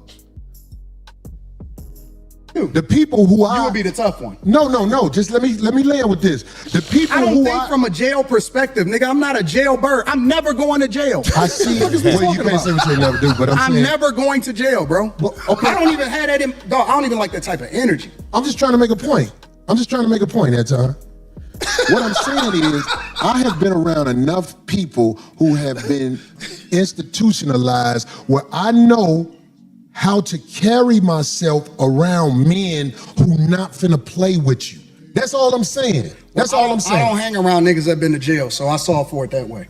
The way you saw for it is a little bit different than the way I saw for it. Okay. So I choose not to hang around niggas that's been institutionalized that had to carry themselves a certain way because they made a decision that they wasn't supposed to make. And you know, it shows that you've been around people that ain't seen the other side of the game. Because some of the smartest men I know they've been to college and gave that time up. And it was actually a learning process for them. But they still got to stand 10 toes down when they out here, Anton. I don't believe that you tried. This is why nobody takes us seriously, bro. And we put niggas, and I'm guilty of it too. I used to put Corey Holcomb on somewhat of a cultural pedestal. Yeah. But this is the problem. It's I wouldn't niggas say like I did this. though, but I did understand, like, but it was because the comedy he chose to talk about, he delivered it a pretty solid manner. But yeah, I never really listened to him intellectually banter, so I don't even know. Yeah, this is insane, bro. This is insane. If I was him, I'd take this off the internet right now and pay $100,000 to get it scrubbed completely, to get no traces of this again. To disrespect me now that I've been talking to you. I don't believe that. I believe that you are the way you are. I am the way I am. And it can clash if people are not educated on how to be around each other, because men can go to war over misunderstanding. He's throwing an intellectual shot right now.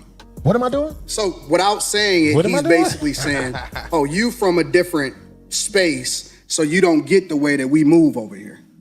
So you keep over testing here my or boundaries. anywhere in the United States of America, and that's not a black thing. I'm talking about Caucasians, Hispanics, and Asians understand the respect level men must have when they're in front of each other because it can trigger war. That's all I'm saying to you. I understand everything that happens when it happens. I'm a chess player. That's what I've been playing my entire life. And maybe you walked into something that you wasn't expecting.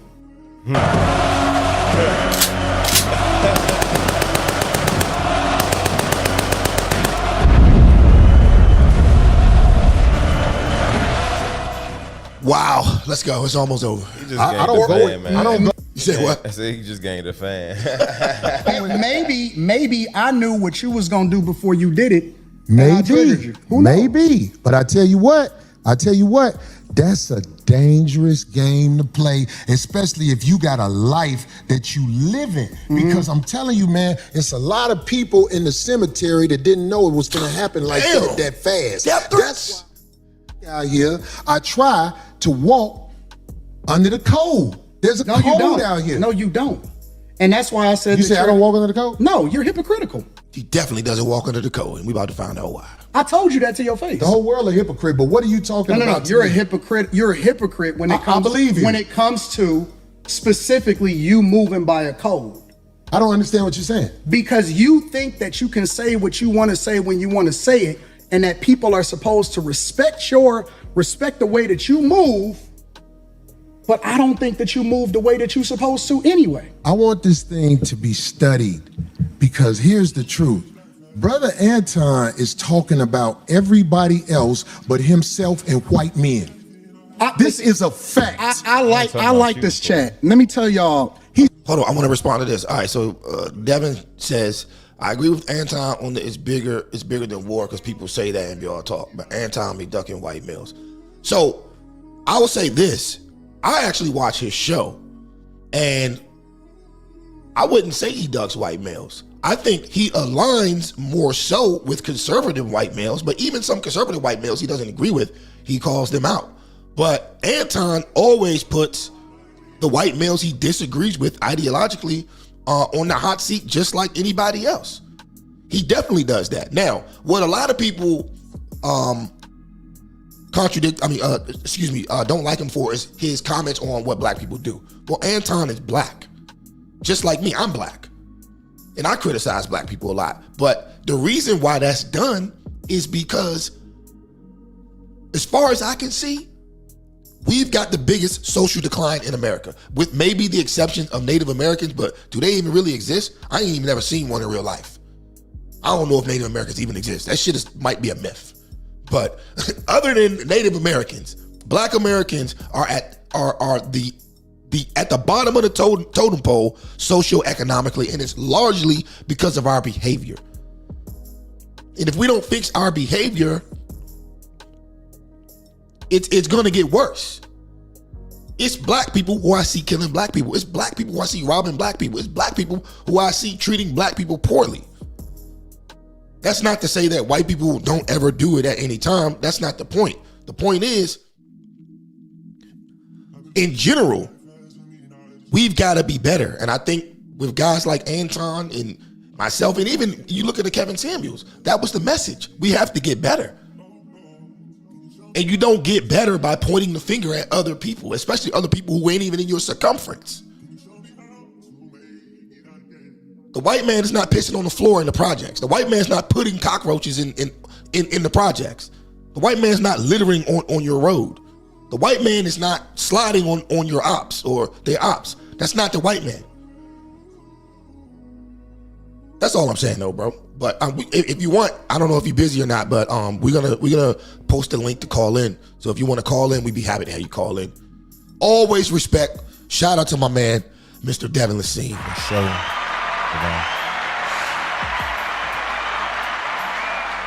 Why I like the chat. Everything but himself and white men. No, listen, I told you I want to come back and have a full conversation about it. Or we can talk about it right now. I ain't got nothing better to do. Study this episode. Shout out to the shit on Caucasian males. Shout out to the chat. Shit on I'm himself. not gonna shit on nobody. Yeah, Shout you out shitted to the on chat. black people. You shitted on motherfuckers. I feel like I shitted on you. To your face. To your face.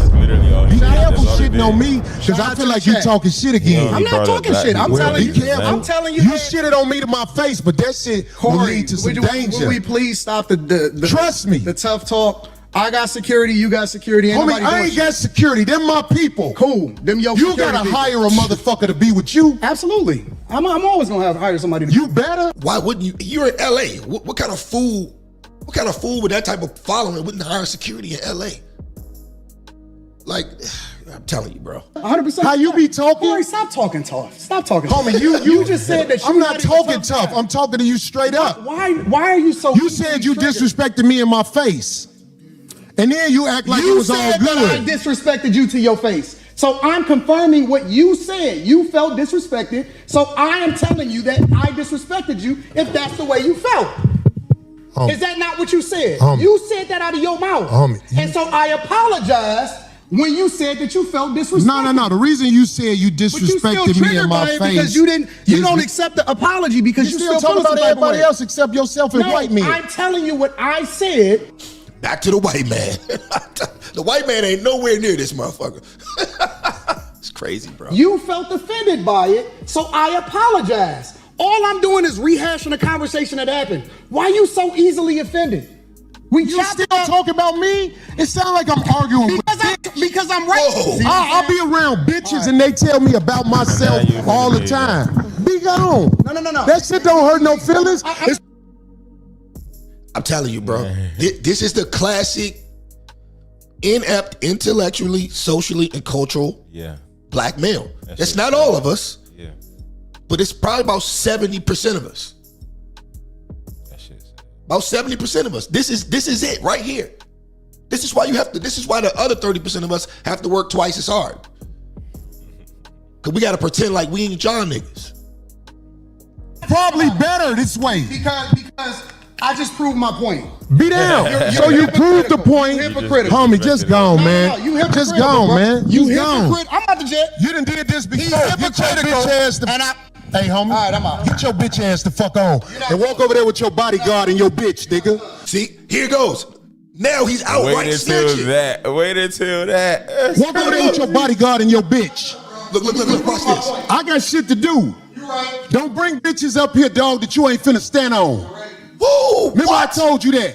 If you got a bitch with you, explain the bitch. Bro, what is this? That's crazy. This is That's crazy. What is this, bro? What is this? Who does this? That's insane. This is the most Bama shit I might have ever seen on the internet, bro. That's insane. Don't ask her to be on my show, nigga. Can she be on the show? I don't know that bitch, nigga. Now get your whole ass the fuck on and pay for your pussy like you got to, cake ass nigga. And go get you a bodyguard, cause the nigga be done slap the shit out your bitch ass. I got shit to do. I ain't finna. Oh my God. That's crazy. My God, bro. That was insane. Okay. I never hype Corey Holcomb again. He can come out with the best stand up. That's insane. He ain't get no love from me. Check this out though. Look. I just want to do this real quick. I want to show you his response. Why he look like Rick Ross? He does. This nigga broke man code. And let me be very clear. Nobody tells me how to deal with my chick. That picture down there is Rick Ross. They play with. Oh, let's back up a little bit. I respect what you got going on. I didn't fly all the way out here for nothing. We'll figure it out later. Why would I hide a chick that I'm trying to bring on the show? But let me tell you what happens. And this is why you got to be careful of the type of niggas that you're around. He tried to paint the picture like, fuck all that. Let's just get straight to it. Even if I was, let's play it by ear. Let's assume for the sake of conversation, because y'all see Mika on the streams all the time. Let's say for the sake of conversation that I had a side chick with me. Let's assume that I had the side chick with me. This nigga broke man code, bro. This nigga broke man code. And let me be very clear. Nobody tells me how to deal with my chick.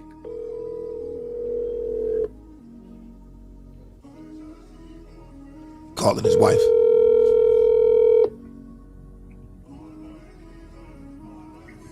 Hello. Hey, baby girl, what's up? Nothing much. What's going on? You chilling? I am up. Yep. Let me ask you a question, Rita. How do you feel about Mika? About Mika? Yeah. I love Mika. What? Yeah. That's my boo. Our birthdays is very close to each other, too. You love Mika? Yeah. Why wouldn't I? Okay, I was just wondering. Why? What's the problem? You know it ain't no problem. Oh. Okay. All right, bye. Bye.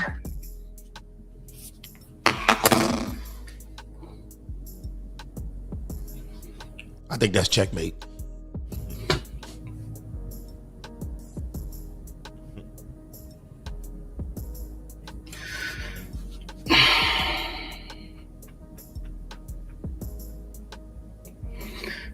Let's say for the sake of conversation,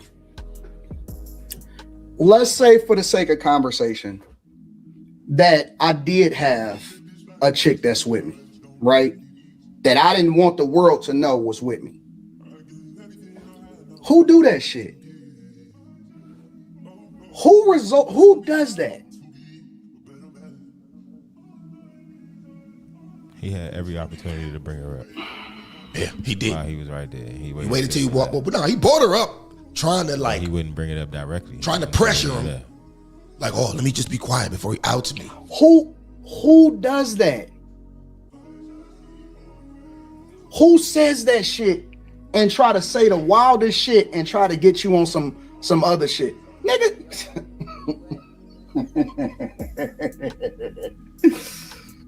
And that's why you got a girl with you. That's not your chick. That's not your wife.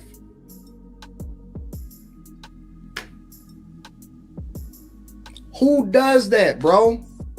What man, bro? That's man law code broken in every single way that you can ever think about it, bro. And we'll stop it right there. We will stop it right there. That's going to be the conclusion of the Anton Corey Holcomb situation. Kirk, what we got? You want to get to this? Yeah, man. So next we're gonna talk about I know what everybody's probably seen already. This Druski skit about the church, Druski versus the black church. You can start with the clip. We might as well go right into it. I think it was inspired definitely by a lot of recent pastoral situations and incidents, and just the history of the mega church for real and the mega church pastor. But we can pinpoint some of these joints, and we might as well talk about them while we at it. So, because one of them is another one that we talked about last week too. I can't remember why we even revisited or talked about the Jamal Bryant situation and his address, but it probably had something to do with standing up for black women at the time. But go ahead, play the skit. Let's get it. Let's get it.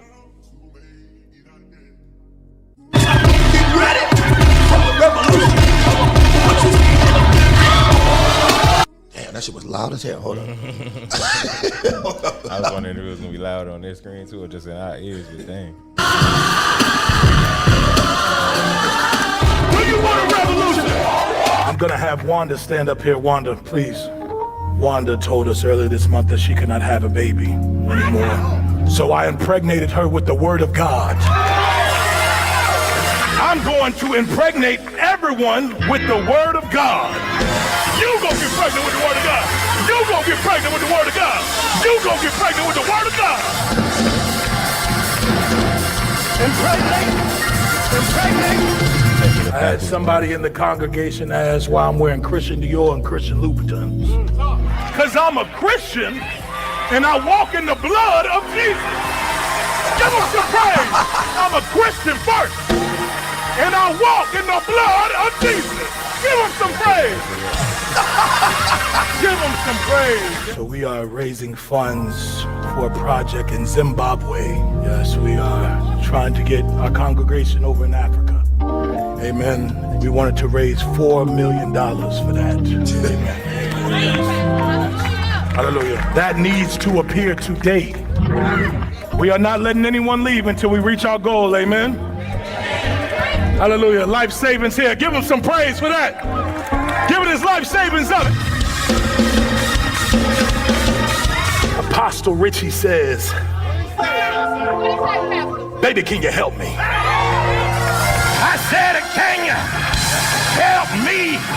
I said, can you help me? I'm gonna finish this word here, and I'm gonna do the Christian version. Don't worry about it. I'm gonna do the Christian version. I'm driving this Bentley Bentayga. This nigga's actually really funny, bro. Really funny, bro. I don't typically like the social media comics, man, but this guy is actually funny. Because I believe in Christ. Can you leap on your legs like a survivor? Can you leap on your legs till the money fall out your pockets?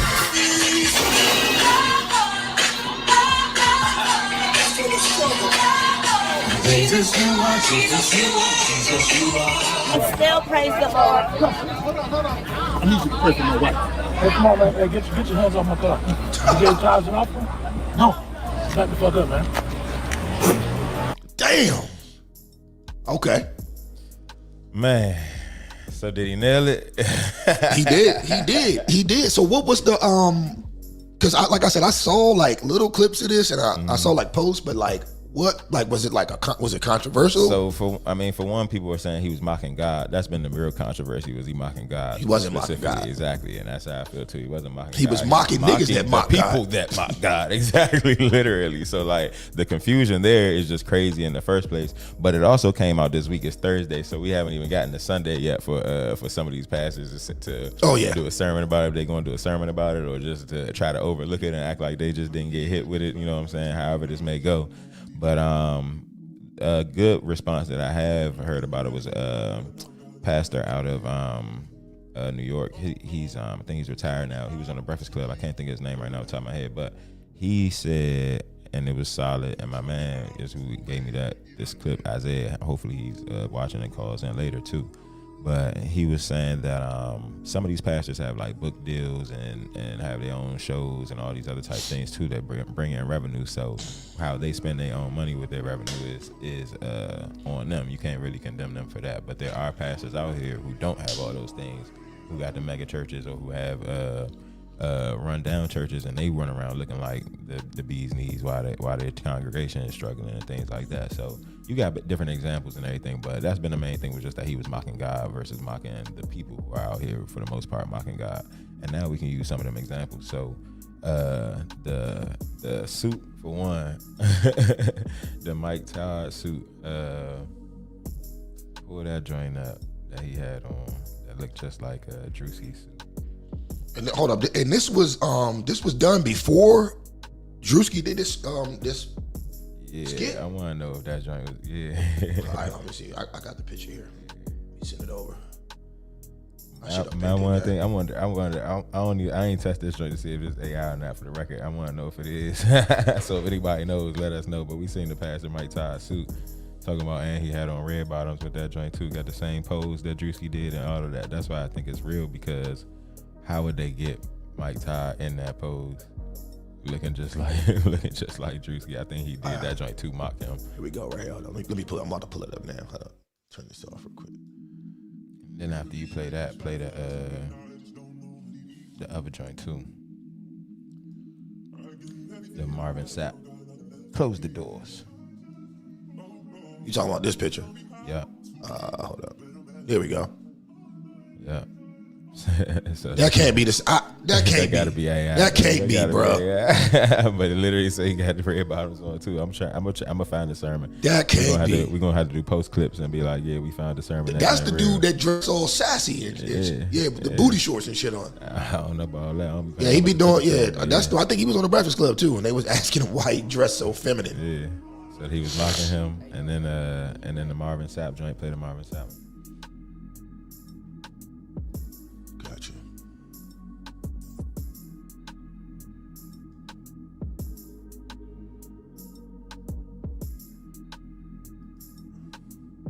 I remember this. My voice that can do what I'm about to challenge you all to do.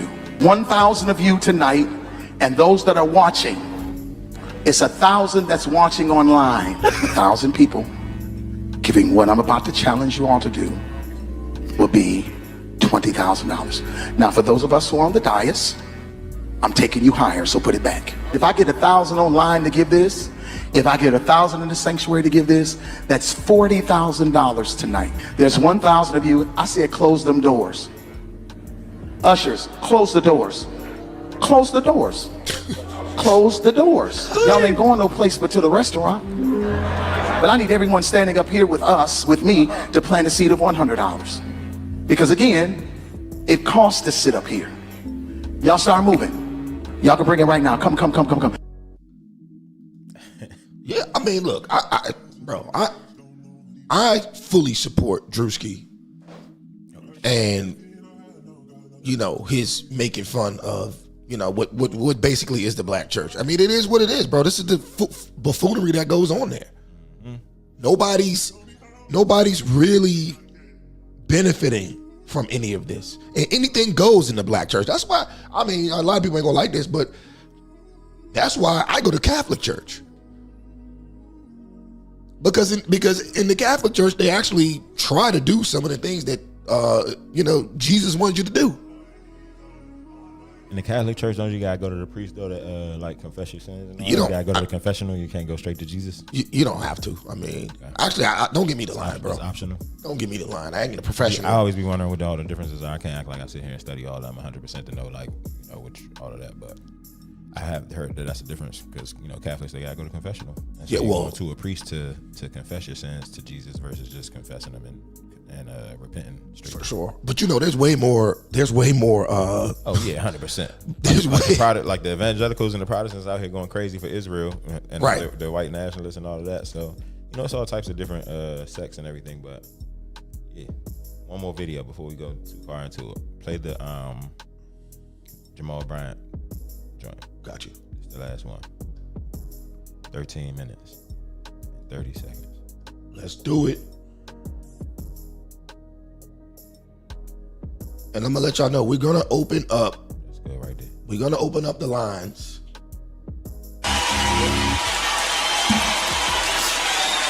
Now, if you wanted a first lady that looked like Little House on the Prairie and Holly Hobby, you got the wrong church. I wanted a wife I would rush home to, that I wanted to be excited to see. When we walked in there, I said, shake it fast, watch yourself. I'm gonna do the Christian version.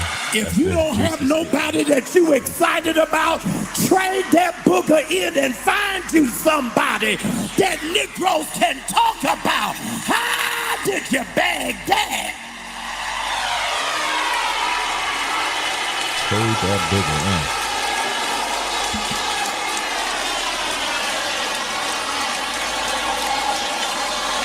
Let me say to you, I'm a public servant.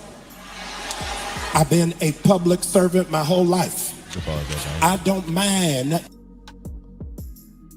So, did he just promote divorce or not? Am I tripping? Trade that booger in. he just promoted divorce based on materialistic and fleshly, worldly ideals, which is totally against what the Bible says. But these are the people that they're going and they're going to for spiritual advice. Okay? This nigga's a serial baby daddy. He's cheated on and I look, no Corey Holcomb. All right, no Corey Holcomb here.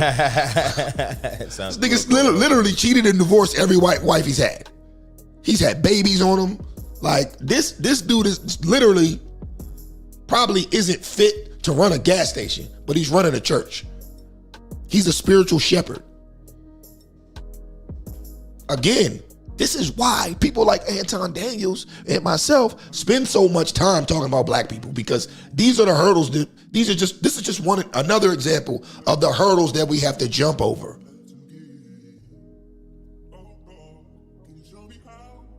Because this guy, right? Jamal Bryant is one of the most prominent voices in black American society. He has a ton of influence. He actually convinced you dumbass niggas not to shop at Target. And you listen to them. It worked though, for the record. That shit didn't work. I mean, they had to come down. They lost a lot of money in stock. Bro, they're paying their owner half now. I mean, not the owner. They're paying their director, whatever, half now than what they were paying them before. CEO. Do you realize that the black-owned companies that were in Target were actually getting hurt more because people weren't shopping there? That's probably true too, actually. Backlash. And at the end of the day, but the reason why they were doing it so called is because they were getting rid of the DEI and pulling out some of them companies anyway. But here's the thing: had some that were left in there though. DEI still gone. I know. Target is still rich, and so is Jamal Bryant. The rest of you niggas are still walking around here broke, blind, deaf, dumb, and stupid. Hey man, I would just be trying to be the voice of the opposite side. It's so difficult because I agree. But I mean, it's crazy. Core, right? I agree. Niggas do all this just to still be in last place. Just to still be in last place. This is what we do. So I mean, I'll tell you what. This is what we'll do. Yeah. Well, go ahead. I was gonna say I posted the link already in the YouTube chat.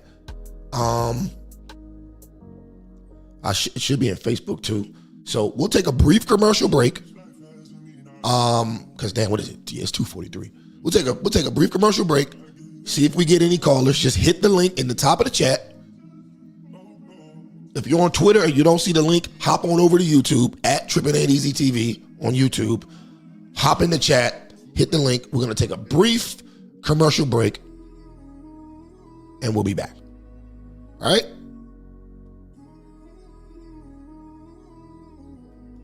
Violent crime is surging in Louisiana. Woke leaders blame the police. I blame the criminals. A mom should not have to look over her shoulder when she's pumping gas. I voted against the early release of violent criminals, and I opposed defunding the police. Look, if you hate cops just because they're cops, the next time you get in trouble, call a crackhead. I'm John Kennedy, and I approve this message.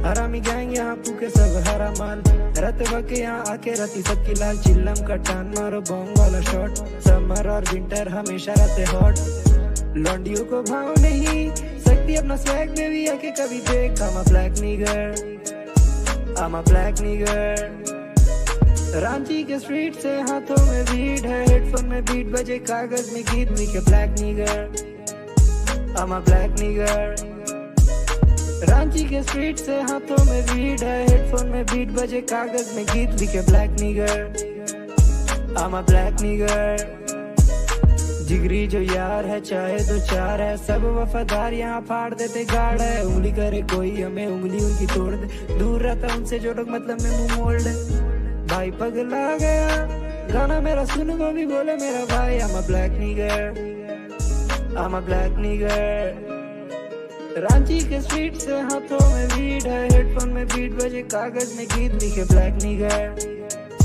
I'm a black nigger Ranchi के street से हाथों में भीड़ है headphone में beat बजे कागज में गीत लिखे black nigger I'm a black nigger रास्ते पे मैटर है लेते हम क्या करें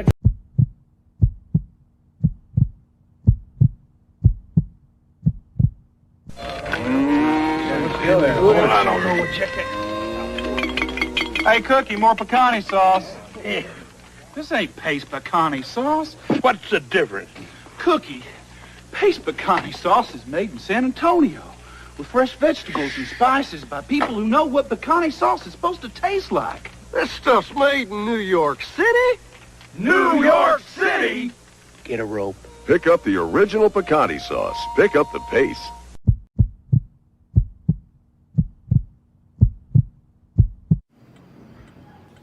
This is your brain. And this is heroin. This is what happens to your brain after snorting heroin. And this is what your body goes through.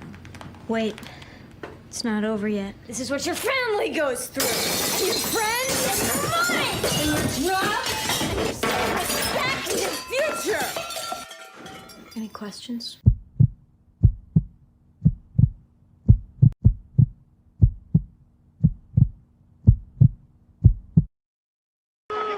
Always confusion with Mike Tyson, who's standing by with Jim Gray. Jim? Yeah. Okay, thank you, Steve. Mike, was that your shortest fight ever? I bear witness there's only one God, and Muhammad's blessings and peace be upon him as his prophet. I dedicate this fight to my brother, Darabam, who died. I'll be there to see you. I love you with all my heart. All praise be to my children. I love you. Oh God, man, what? Is this your shortest fight ever? In any time, amateur, professional, ever? Assalamu alaikum, Maida. I don't know, man. Yeah, Lennox Lewis. Lennox, I'm coming for you. Mike, is it frustrating to train like you did and then have this in 7 or 8 seconds? For this fight, I only trained probably 2 weeks or 3 weeks for this fight. I had to bury my best friend, and I dedicated this fight. I wasn't going to fight. I dedicated this fight to him. I was going to rip his heart out. I'm the best ever. I'm the most brutal and vicious and most ruthless champion there's ever been. There's no one can stop me. Lennox is a conqueror. No, I'm Alexander. He's no Alexander. I'm the best ever. There's never been anybody as ruthless. I'm Sonny Liston. I'm Jack Dempsey. There's no one like me. I'm from their cloth. There's no one that can match me. My style is impetuous. My defense is impregnable. And I'm just ferocious. I want your heart. I want to eat his children. Praise be to Allah. Are you saying now, Mike, Bad.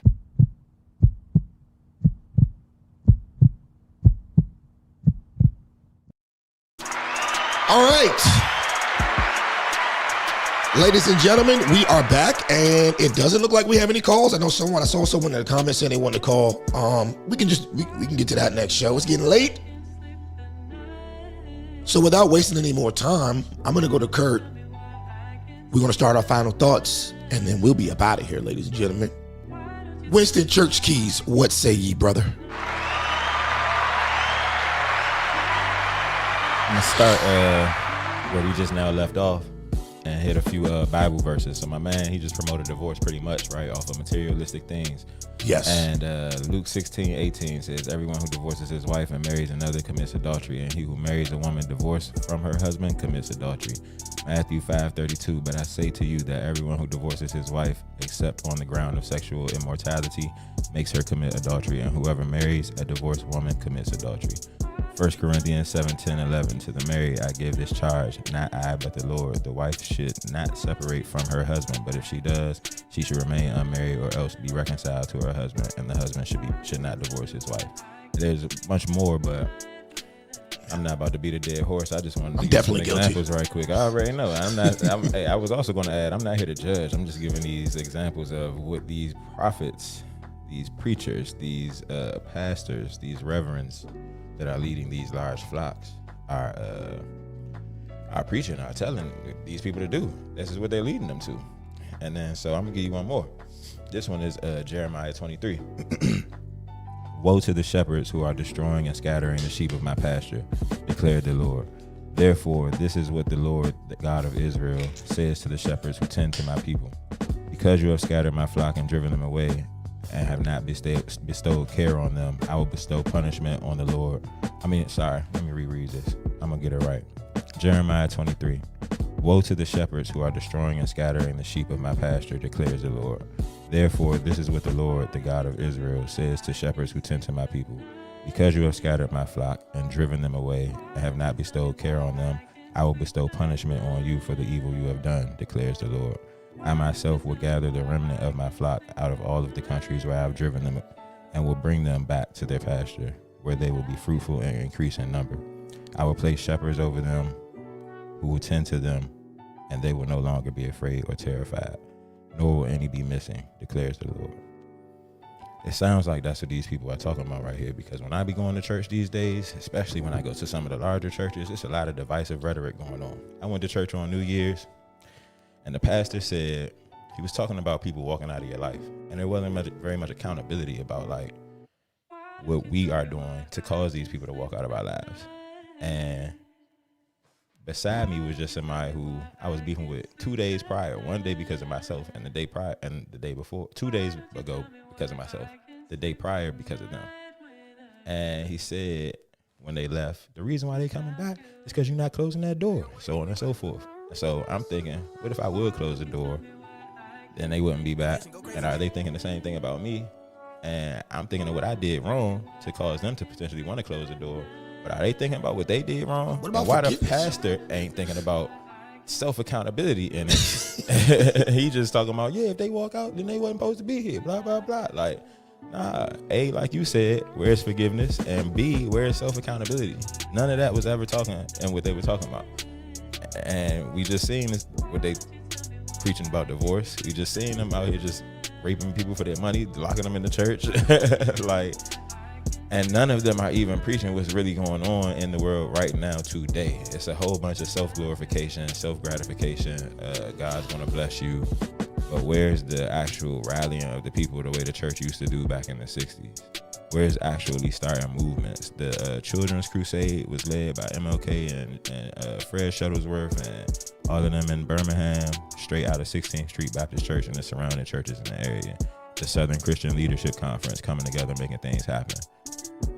I'm sure there are people out here doing something, but where's the church? What are y'all doing? And how are y'all moving against the so-called enemy of Trump and everybody else that y'all are declaring is an enemy of the black people? How are we rallying them together other than just this leading them to divorce? Like, how are we teaching them to think logically, to not move off of emotion, the same way we just watched Corey Holcomb do with my man who was actually out here intellectually trying to have a discourse, whether he condemns white men, black men, whoever he's out here having his content about. At the end of the day, he was ready to confront him man to man with a conversation. We need to be able to have conversation and discourse again. Charlie Kirk got killed because he has conversations. We're watching, I saw a video after he got killed of white people trying to go on HBCUs to have conversations about whatever different topics they wanted to have, and most people were not even open to even trying to have that dialogue. They were talking about how they were trespassing and doing all of this and all of that. And yeah, there's a way to go about these things, but what I'm seeing is black people don't even be wanting to talk. We big on cancel culture. We big on once your emotions get riled up, you gotta go protect your peace and want to walk away. And without communication, there's no unity. There's no room for unification. We're just out here all rewiring, firing off, going different directions. We need to get unified, get on the same accord. And those are my final thoughts. That's a bad shout out to Kirk Keys, man. I mean, excuse me, Winston Church Keys.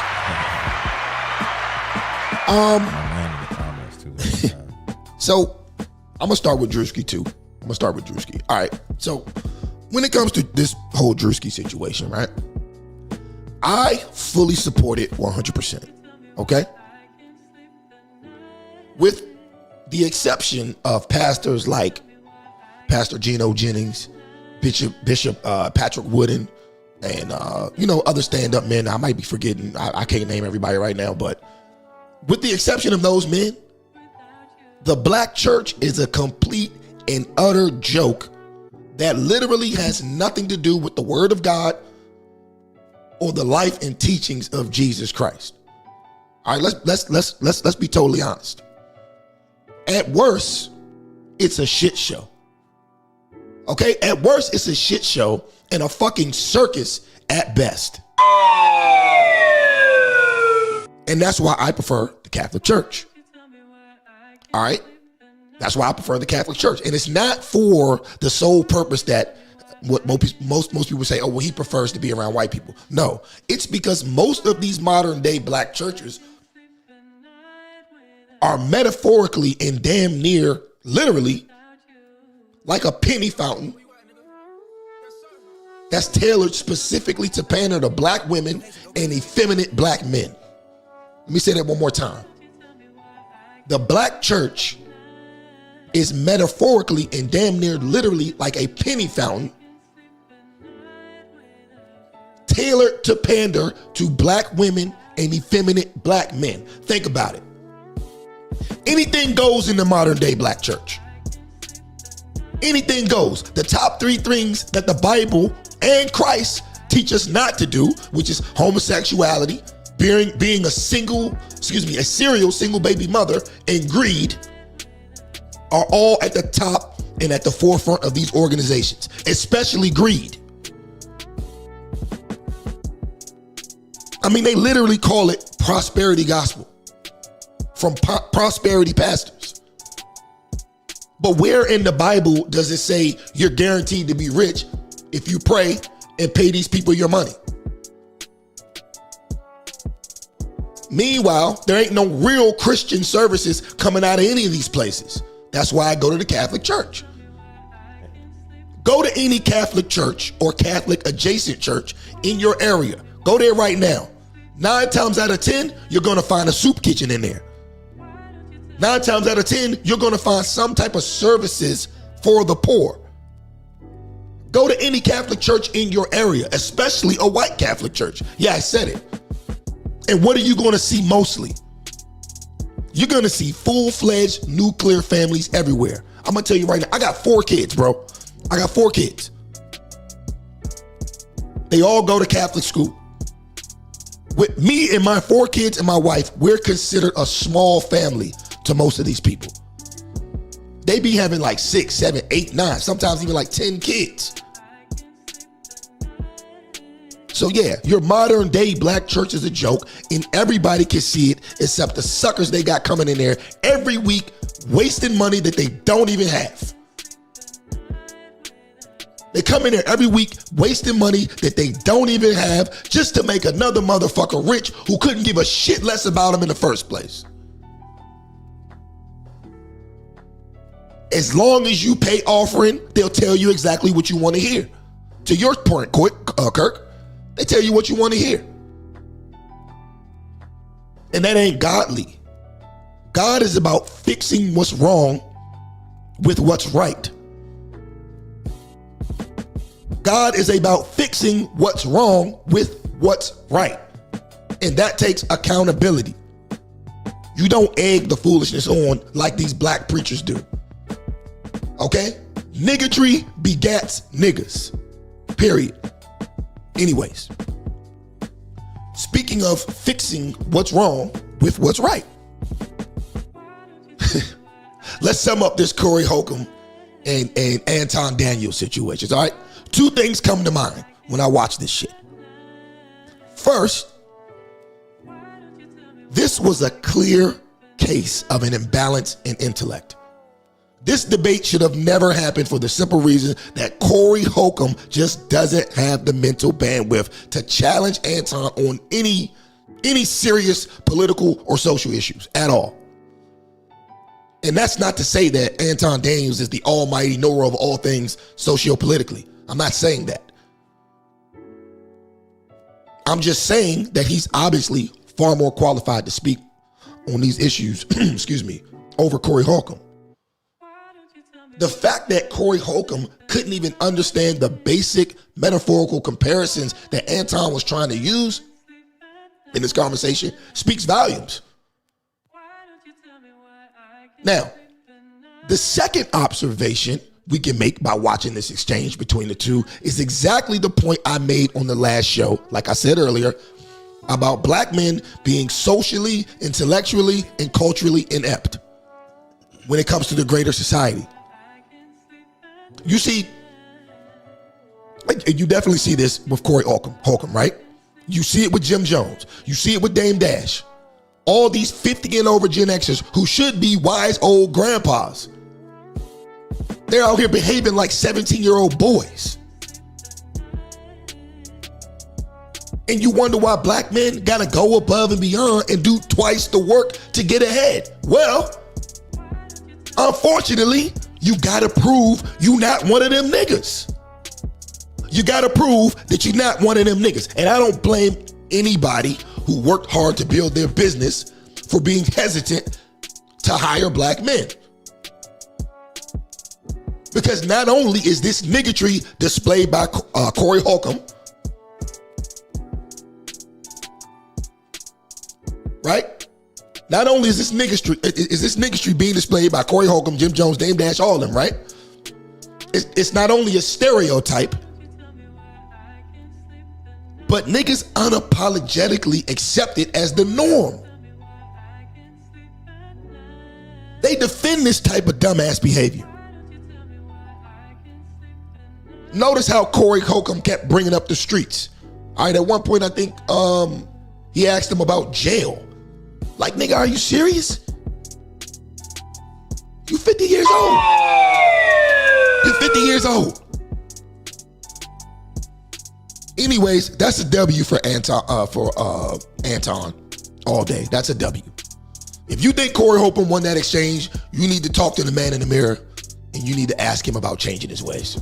Gotcha, bitch.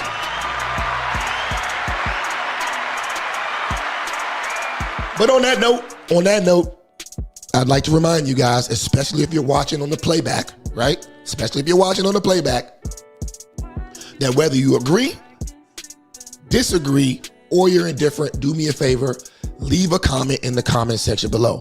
Also, don't forget to hit that like button. Don't forget to hit that subscribe button. And don't forget to tap that notification bell and select all. For myself,